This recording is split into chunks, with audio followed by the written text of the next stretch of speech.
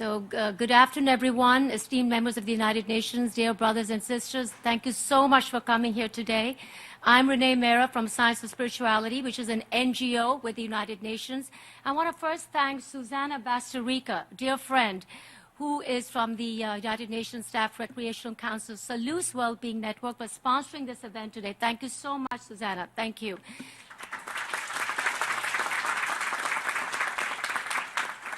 Science of Spirituality is a worldwide spiritual organization dedicated to transforming lives through ethical living, meditation, and selfless service under the spiritual guidance of Sant Rajinder Singh Maharaj, whose life can be really summed as a continuous journey of love, peace, and selfless service to humanity across the globe.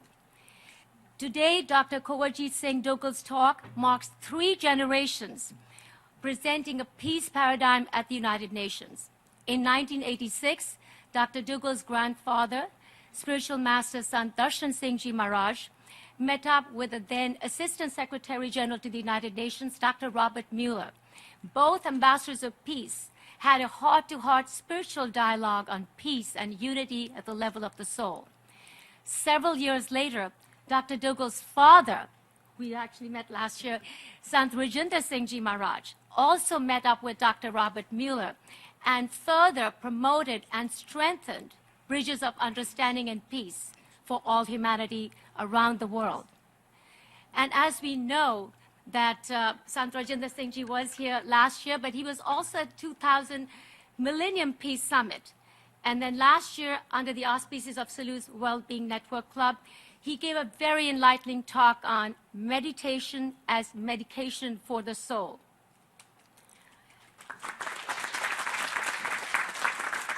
Building bridges, and that's the booklet that you can always take it after the event is over, as well as meditation as medication for the soul. It has evidence-proven strategies, which Dr. Duggal was talking a little earlier today.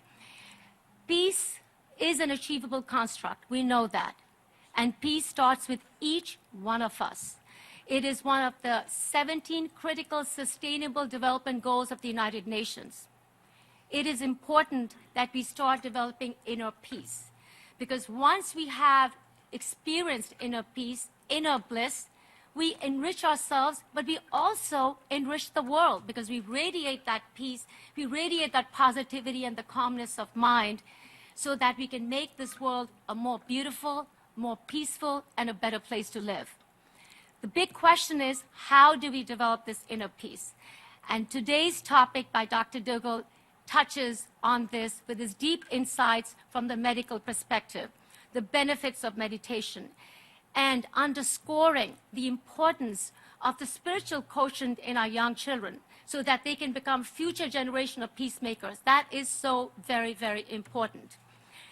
And Dr. Duggal has been extensively lecturing on meditation as medication for the soul, as well as providing it as effective intervention for many, many mental disorders and stress and anxiety in daily life. He is a board-certified physical medicine and rehabilitation specialist and assistant professor at the Department of Physical Medicine and Rehabilitation at Rush University Medical Center in Chicago, Illinois. So, ladies and gentlemen, dear brothers and sisters, please help me welcome our esteemed speaker today, Dr. Kunwarjit S Duggal. Thank you so much. It's a great pleasure to be here in New York at the United Nations, one of the world's capitals of peace. And I want to thank so many people for allowing me to have this opportunity. First, the United Nations and the Salus group, which is promoting well-being in all arenas. I want to thank Renee, who's been our representative at the Science of Spirituality for the United Nations NGO that we have. I'd like to thank my wife, Shweta Duggal. She's also a doctor in the same field I'm in, physical medicine and rehabilitation. So she's always by my side and always big support, and she can provide a lot more insight into this. She's the bigger academic of the two of us. And of course, I'd like to thank Reverend Susanna, who's been such a dear friend to us and has welcomed us so graciously here. and all of you who are in this room for coming. This is fantastic, and those around the world watching live. I'm very excited to be here. My main message here is not to talk about violence, it's to talk about peace. How do we achieve peace? Now, there's a song that I used to sing as a little kid, and I'm sure a lot of you know it, and the refrain was, "Let there be peace on earth, and let it begin with me." And just by a show of hands, who's heard or sung that song growing up? Okay, so we all pretty much remember that. So it's something we should think of more often. And I think in order for us to take peace to the next level, we have to find peace within ourselves first. We can't tell somebody to not do something if we ourselves don't have the actions that follow that. And a great quote that Sant Singh Ji Maharaj left us with was a message of peace. He said, "If we want to change the outside, we should change our hearts first. Because out of the abundance of the heart, man speaks." And it really just shows us that we need to make that change within ourselves, better ourselves, before we can go on helping the rest of society and helping other people. Now, as a medical doctor, I get to see people for many reasons. My field is physical medicine and rehabilitation. So primarily, I'm seeing patients after they've had some type of major catastrophic event in their life. Many times it's a stroke, a brain injury, someone is now paralyzed because they were in a car accident or had major multiple fractures. And for whatever reason, they are unable to do the functions that they used to normally do. I can't walk anymore. I can't swallow or speak anymore. I can't comprehend what somebody is saying to me or find a way to say back what I actually think in my head. And so it's a wonderful time to really impact someone's life because people are looking for reasons of how to move forward. A common theme that I see with most patients is pain.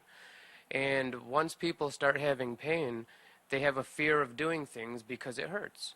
If you think anybody here can think of this at some point, if your lower back or neck hurt at any point, you know that when I move a certain way, it's going to cause pain. What's your natural response? Well, I'm not going to do that, right? And then that in itself creates an activity and its own problems. So you get this irrational fear of movement, of pain, and saying, how is this going to impact my life? I need to stop doing these things because it could be a negative consequence. So with pain, I think anxiety and fear goes hand in hand. And in my field, I oftentimes see that, an event has caused a person to be socially isolated. For example, if you were, working and had a job and taking care of things at home, and now all of a sudden you had a stroke and you can't move half of your body. You can't go to work anymore. You can't take care of your children like you used to. You are not able to physically do the things that you used to do, and that's going to isolate you from others. That places you outside of your normal social construct. And now that you've been isolated, you kind of start to question, who am I? What am I doing here? What's my purpose? And, working with the disabled, I see this as quite a huge conflict that a lot of people have. Where do I belong? What is it that I can do? What can I achieve? And how do I do so? So I think our field is a unique perspective. I'm sure my wife agrees with me tremendously on this, where we can really see how do we get you living the life you want to live. And I'm here to argue that meditation is by far the best result and the best tool that I've seen in trying to help people. Meditation in general, for those who aren't familiar, it's a practice in which an individual can either train the mind or induce a mode of consciousness, and it's to relieve some benefit. That benefit could be spiritual, it could be physical, it could be mental, just like we have the term sports, that can refer to basketball, football, depending on where you're in the world, cricket, horse racing, camel racing, anything. Meditation is a very broad term, just like we have the term yoga. If you say, oh, I do yoga, first question somebody asks you is what kind? There's hundreds of types of yoga. So meditation is a yoga practice, and part of the trouble we've had in really researching meditation is that there's so much variability. when you're trying to design a study for something, you need specific controls. You need a controlled environment where nothing changes, and now you're introducing one small difference and seeing if that's going to change the outcome of how someone's feeling. So I think one common thing that a lot of studies around meditation have worked around is stress. Now, by show of hands, who here has ever been stressed out in their life? I'm sure it's quite a common thing. So I think this is by far the best way of grounding people. You know, we were just talking earlier today about this, how you know, there can be tons of turmoil and conflict and things that are uneasy and things not going right. But at the center of that storm is an eye of calm, right? You know, so we can always take our situation and we can think the worst of it, or we can look at what blessings we have and move forward and say, hey, this is great, let's move forward and let's go on, and whatever's given to us is given to us for a reason. Now, that perspective does not come easy, as I'm sure everybody can see.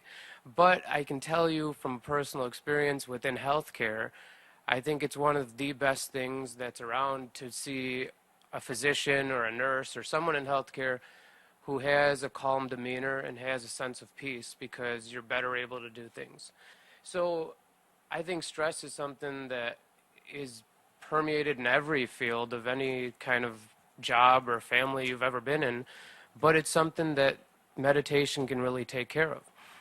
Sant Rajinder Singh Ji Maharaj gives us a great guidance when he talked about stress. He said, stop analyzing, stop evaluating, stop complaining.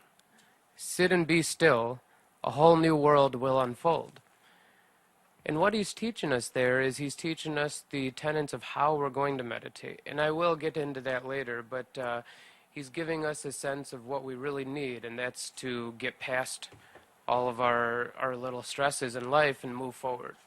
Now, luckily, there have been some recent very good studies done in meditation. I've focused only on ones done in the last few years, but most of them revolve around peace, stress, and anxiety.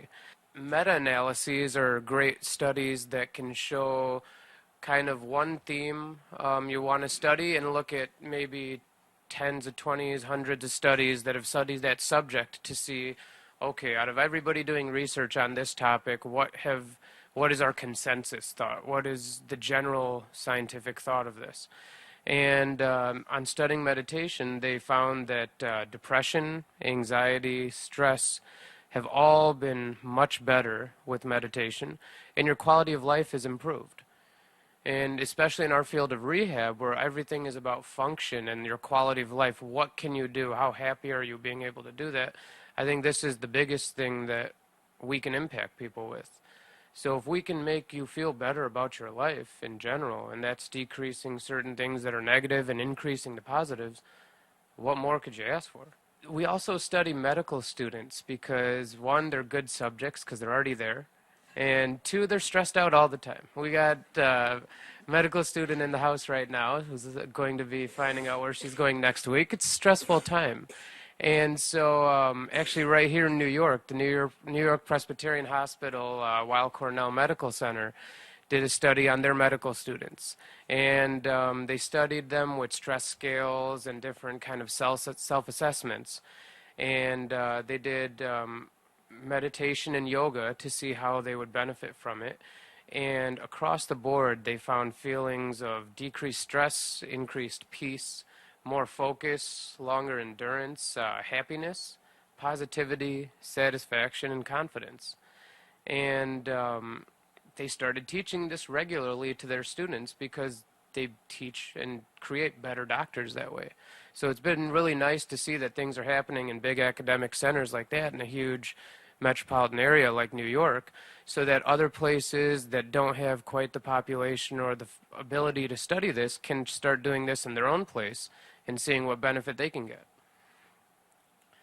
Now, a practice that I'll be teaching later is called Jyoti meditation, and this has been studied for chronic neck pain. Now, in our field, we're pain specialists of the musculoskeletal system. The two most common complaints are lower back pain and neck pain. And there's almost nobody in their life who will go through life without having one or both of those. almost none. And so we're always looking for what can cure this or what can help this. Now, anybody can probably tell me a story of someone who they know who went through some orthopedic surgery where they had, parts of their bones cut, big rods put in them, and, or their bones were literally fused together so you have no motion. And I've seen tons of people who've had these surgeries. And undoubtedly, 2 years later, 5 years later, they have to have an extension, another surgery to fix what was done before because now things are worse. Now things are worse. And statistics on back and neck surgery are terrible. 1/3 of people improve, 1/3 stay the same, 1/3 decline. So that means 2 times out of 3, you're not getting a good result for going through a major operation. So we're always looking at what else can we do? How else can we treat this? And Jyoti meditation has been a great way. And I've used this with my patients quite significantly, and I've seen very good results. There was a good study that showed just after an 8-week program on Jyoti meditation, people were randomized into a class where they meditated and were taught 90 minutes a week on meditation versus a home-based exercise program. And they assessed them, before and after 8 weeks and also along the way. And they showed that the people who were in the meditation group decreased their pain over twofold than the exercise group. So although exercise group improved, meditation had twice as great benefits. Now, I'm in a field where I argue you should do both. You would have triple the benefit or more, but they didn't have that group as part of this study. So I think it's common sense to be able to extrapolate that. But meditation is better than a lot of the therapies and exercises or chiropractic techniques that we get. So we have to really start thinking out of the box and take care of people. And one of the worst or most difficult to treat pain syndromes is something we call fibromyalgia. It's a situation in which there's chronic pain. It's spread throughout your body. It's all throughout the day. It's all day, every day you hurt. And then coinciding, you end up with a mood disorder, a sleep disorder, and many other problems, and again, social isolation. And for doctors, it's been a very difficult thing to treat because it's literally affecting every part of your life. And there's no pill that can fix every part of your life. It doesn't exist. If it did, I'm sure there'd be trillionaires out there, but it doesn't. So we're always thinking outside of the box. Now, we found that an 8-week meditation program has significantly helped people with fibromyalgia. It's reduced their pain, made their sleep better, reduced their stress and their mood disorders, and overall just led to a greater quality of life. I wanted to add on the situation, the people who have suffered chronic pain, long-standing chronic pain, their life in general declines because it comes depression. A lot of people have this thing called depression, and everybody says you're making it up, it doesn't happen, you have mood swings, but it stems from severe acute pain. People do get emotionally depressed and distressed. Absolutely. I 100% agree. So it becomes psychological. Yes. And actually when we see, we define acute and subacute pain as being less than 6 months and chronic pain being longer than 6 months.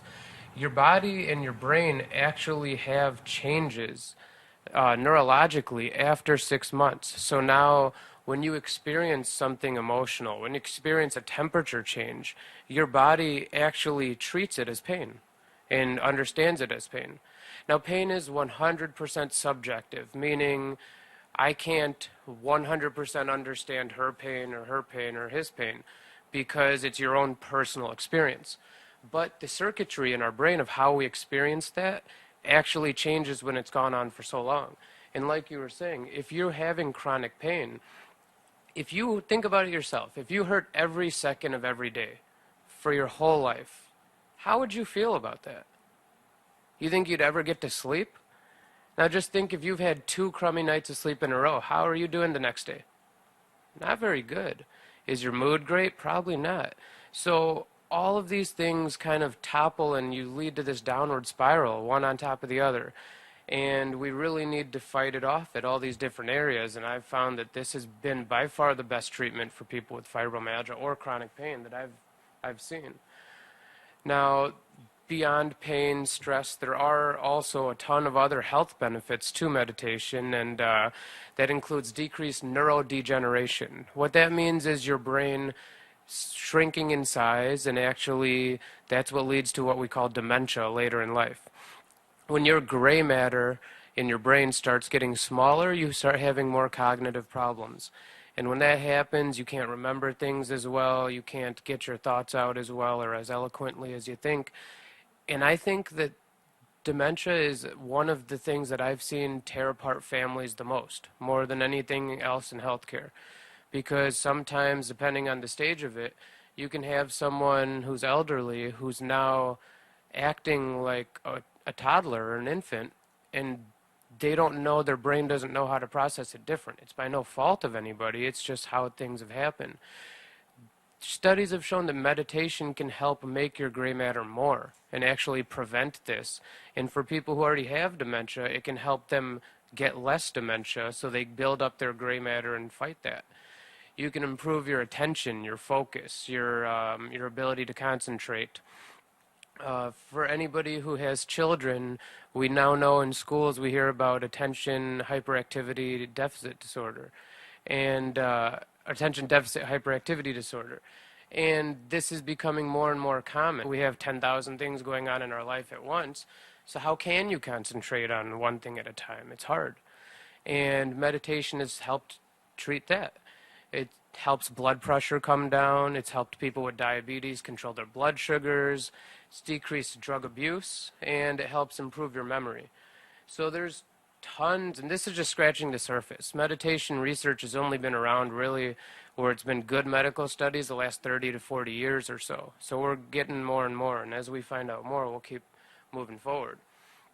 I think this is a great time to talk about a transition where, you know, we talked about a lot of health benefits to meditation, but what's the end result? It makes a more peaceful person. It makes somebody who feels better, who's healthier, and who can kind of see beyond all of our differences. And a quote I'd like to say was given by Sant Rajinder Singh Ji Maharaj last year, actually here on May 2nd of 2016 here at the UN, where he talked about building bridges and not walls. He said, people talk about making walls, but walls are restrictive. When we make a wall, we are making restrictions around us. Instead, we need to build bridges to connect from one to another. In that way, no matter who we meet, there is a bridge that connects us to someone else. And I think if we really listen to this, we can start looking at what we have in common with each other rather than all of our subtle differences that we get so focused on. And again, we're 60% the same as bananas from a genetic code. So we should be able to communicate and commune with our people. Now at this time, I'd like to teach a little bit of how we can meditate and how we can bring about peace in our lives. And to me, it's always been very simple. It comes down to 5 words, and it's sit down and be quiet. Who's heard sit down and be quiet in your life? Okay. Some of us more than others. But essentially, that's what it is. That's the start of meditation. What we want to do is we want to still our body, still our mind, and put away all of the attention into the outside world so that we can be introspective. Now, there's 5 physical senses that we have, and that's, sight, sound, smell, taste, and touch. And these put all of our attention out into the world. The biggest 2 are sight and sound.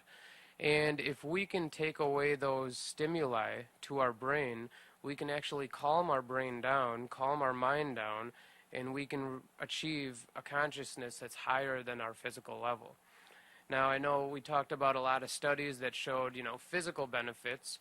There's not really great ways to study spiritual benefits yet, but we're working on it. So this is a spiritual practice. However, it does, as you've seen with studies that have shown, it has very real physical benefits as well. And Jyoti meditation is the type of meditation that I practice that is taught by Sant Rajinder Singh Ji Maharaj and a lot of the great masters before him. And I'd like to share this practice with you. And the basis is that we're going to remove all of our external stimuli.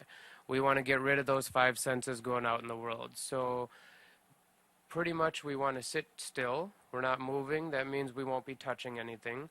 If we're not eating, we have our taste eliminated. If we sit in a quiet room, sound is eliminated. And then if you don't light candles or burn any incense or anything, the ambient air won't change very much and your smell is eliminated. And to eliminate sight, you simply have to close your eyes. Now, you will be bombarded by thoughts as soon as you close your eyes. You're going to be thinking, oh my God, it's snowing, it's March in New York, what's going on, traffic, I have to drop the kids off, I got to do this. Your mind starts racing. So we embrace a technique that's going to still your mind. And now that your senses are gone, it's going to cause your mind to slow down, and then you can reach higher consciousness. So at this time, I'm going to read the instructions as given by Sant Rajinder Singh Ji Maharaj.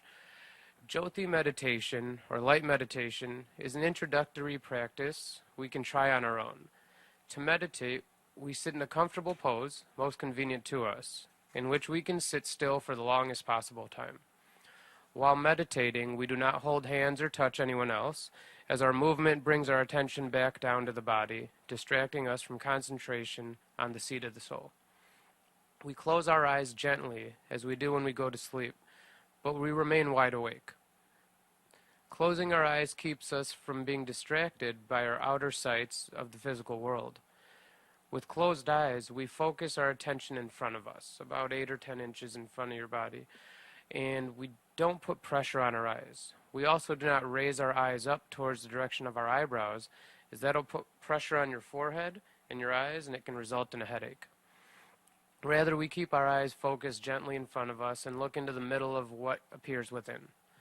We keep gazing horizontally, focusing about either 8 or 10 inches in front of us with closed eyes. We look lovingly into the middle of what appears in front of us.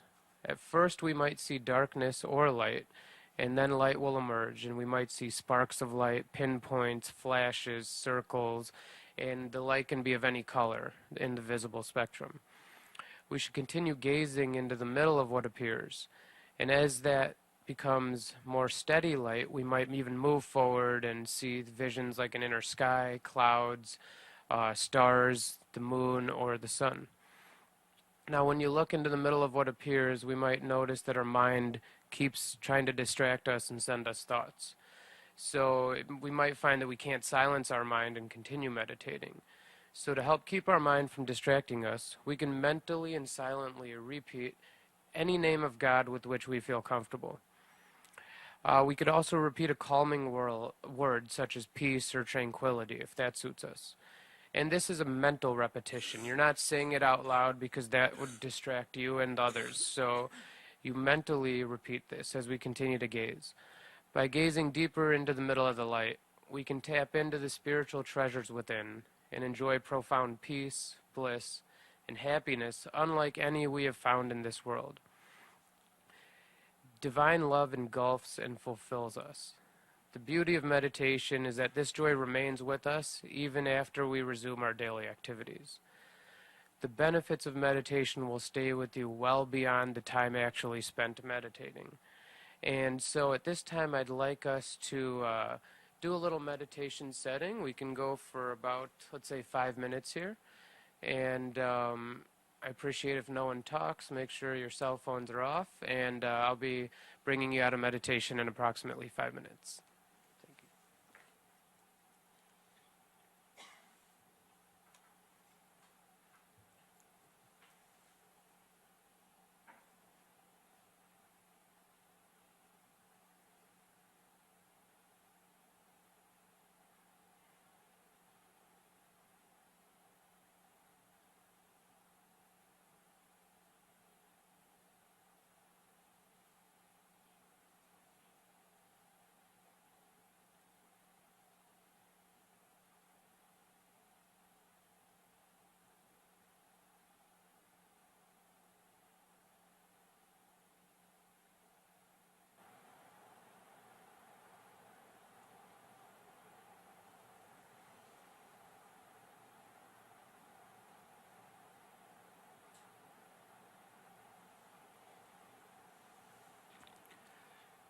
Please leave off.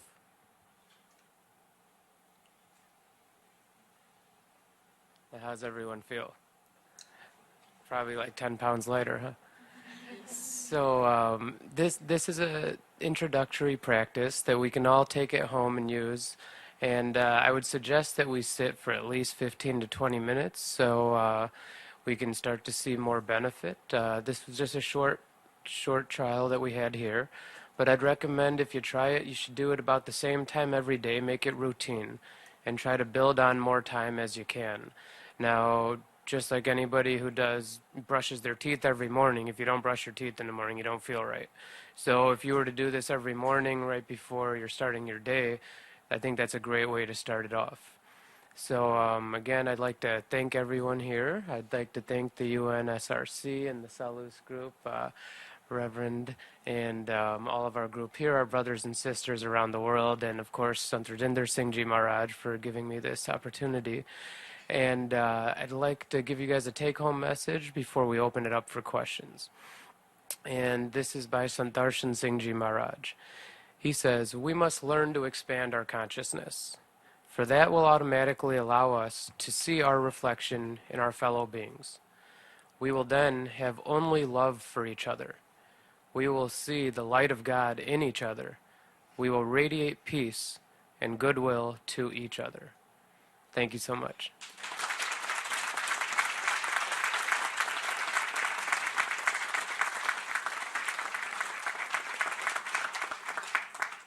Thank you, Dr. Duggal. Thank you, Mrs. Duggal. Thank you, and greetings, everybody.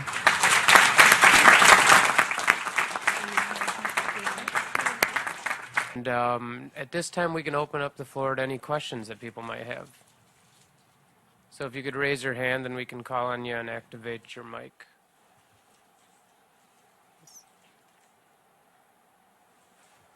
Hi.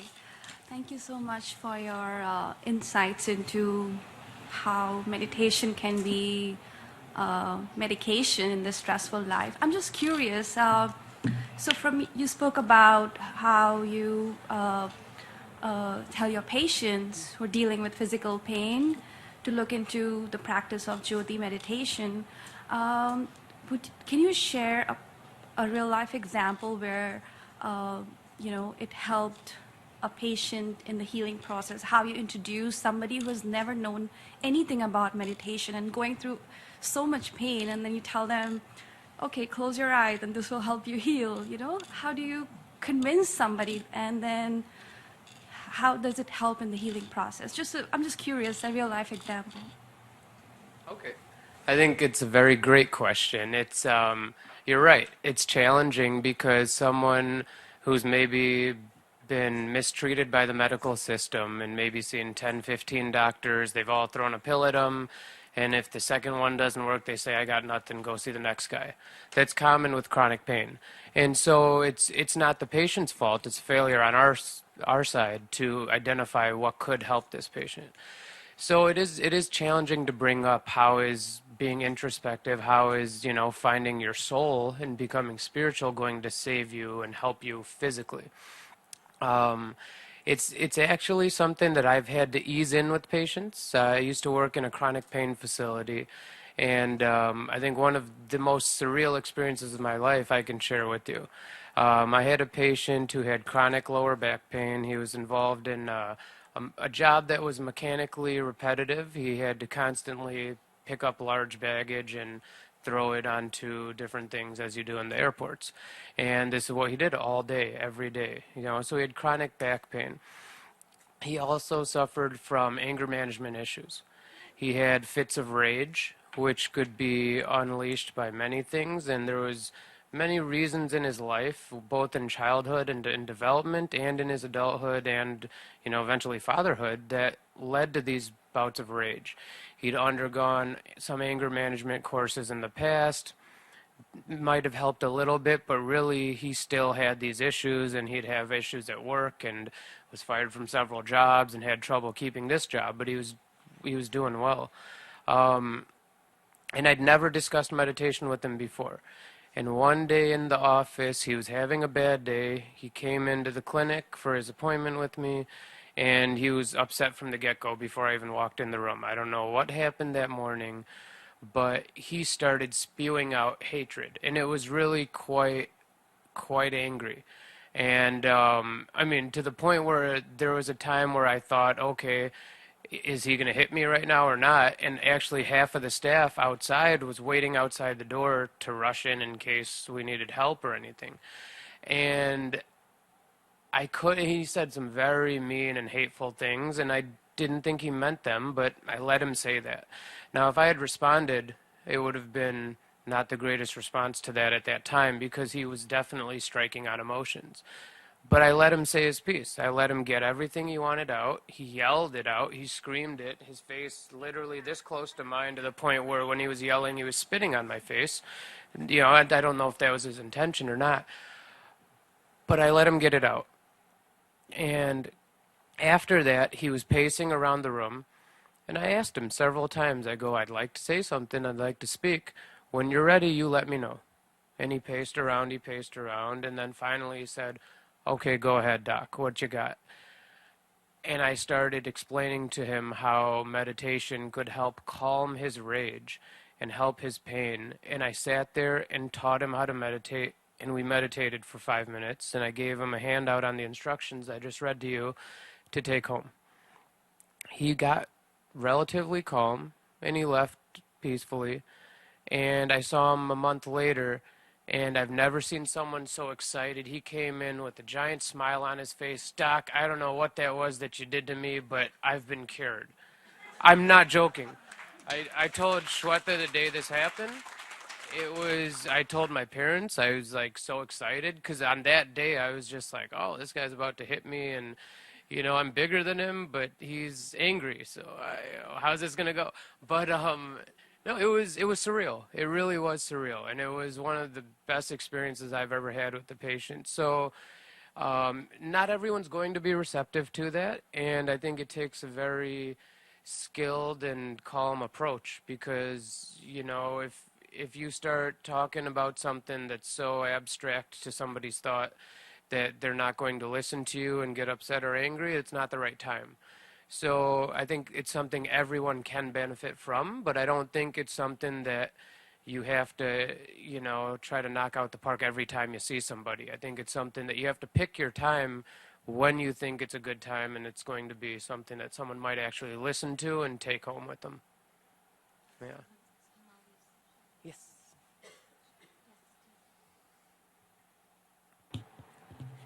Hi, everyone. My name's Dr. Ajmera.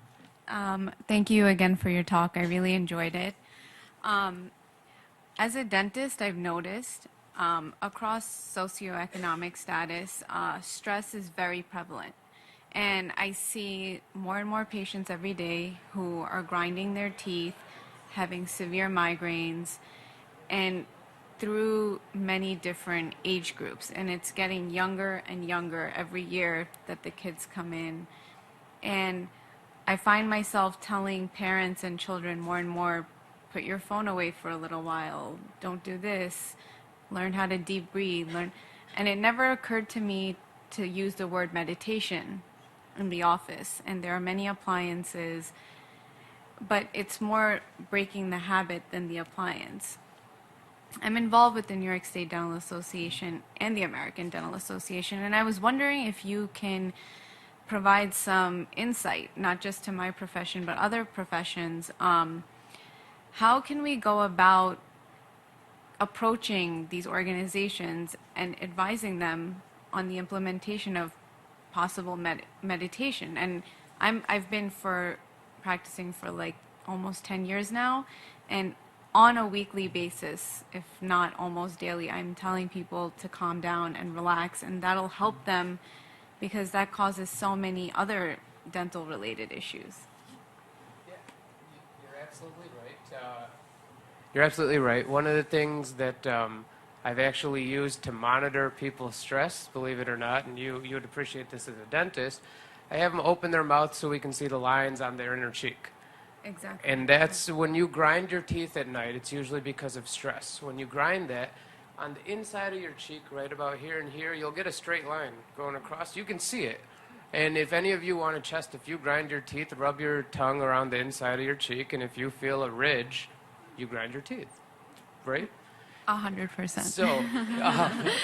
So what we do is we actually, I would look at people, and people who had either TMJ pain or jaw pain or neck pain, I would look inside their mouths and take a look and see. And I could tell right away, I go, you haven't been meditating, or you have been meditating, or you're more stressed out. And it was something that was obvious to me, but not obvious to them or some other people. So I think one of the troubles we've had in kind of breaking down the barriers with big institutions is the research. I honestly think that the whole trend in all of medicine right now is going towards evidence-based medicine. As we put together better studies and show the proven effects of how this can help jaw pain, neck pain, dental issues, stress, whatever it is, I think institutions will start to hear that. Question. For young adults that are mental health patients that are heavily treated with medication for ADD, depression, anxiety, mood swings, stay awake, sleep, so on and so forth, chemically, from your point of view as a doctor, how effective could be introduce meditation when they're so resistant to stay calm? It's so difficult to help them and introduce them. Most likely these patients are extremely brilliant and their intellect is always busy, and they're classified as either depressed or ADD or ADHD, but in reality they're misdiagnosed. However, they are in their 30s now, they're heavily medicated, and they are not able to get a handle on a peaceful life. So please help me out to some insight to work with the chemical codependency, that we can break them free, and how to help them transition to a more spiritual control of their pain. Yes, absolutely. I think polypharmacy is one of our biggest problems in healthcare. And what that means is too many medications. So, for example, with ADHD, oh, well, you can't concentrate. Here's a medicine to help you concentrate. Great. Now you can concentrate, but you can't go to sleep. Well, here's a medication to get you to sleep. Okay, well, now I can't wake up. Well, here's your medicine to wake you up. And, you know, now I'm constipated. Here's your medicine to go to the bed. So every medication begets another medication to solve a side effect, which begets another one to solve another side effect.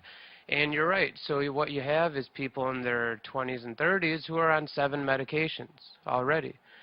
Now, one, I think that we have to, from the beginning, start and see, is medication necessary, or are you treating human emotion? We're all allowed to be sad when something sad happens. We should be happy when something happy happens. That's normal. But if you're sad because something sad happens and your doctor puts you on an antidepressant, is that necessary? Sometimes yes, maybe sometimes no. You know, okay, you can't concentrate because you constantly have a screen in front of you that's shining, flashing lights that are bright and has loud sounds from the time you're born. So if a kid sees a screen in front of their face whose only job is to get you to watch and keep watching, do you need a medication to treat that? Or do you need to take the TV away, or the iPhone, or the whatever it is? So I think we have to go beyond what's easy, because it's easy to throw medicine at something as a doctor and say, oh, the medicine will fix it, don't worry. It's easy. It's very easy to do that, but it's not always correct. So I think from the get-go, the biggest issue with that is we have to look at the start and say, does this warrant a change in lifestyle, or does this warrant a pill? And I think when we first make that decision, we can help a lot of people out by first working on their lifestyle. In the same way, we try to treat high blood pressure or diabetes with a diet change and an exercise program, where we should, rather than let's throw pills and insulin at it. Now, once people are on these medications, I'm glad you brought up ADHD, because there's actually a tremendous plethora of studies about this. Meditation in many different types of meditation have been studied on ADHD, on concentration and ability to focus and memory. And what we found is that the consensus shows that you're able to decrease the amount of medications you take. You're able to perform better in school, and you're able to just perform better as far as sustaining your concentration and finishing tasks and doing them correctly. So it's very proven that it can decrease the amount of meds you're on, which I think is one of the biggest problems. So I think it shouldn't be introduced to everybody, honestly. And that doesn't mean everyone's going to be receptive the first time, and that's okay. But just like I've treated people who smoke, just because you continue to smoke doesn't mean I'm going to tell you, like, not say don't smoke anymore, right? If you have a problem and there's a solution, you should keep hitting home the solution. So if you teach someone how to meditate and they don't do it and they're still struggling, teach them again. In their own time, they'll figure out, okay, maybe I should try this, and then see if for themselves. Again, it's their own experiment. See if it works for them or not. But I think it's our job to be persistent when we know something can help you. Yeah.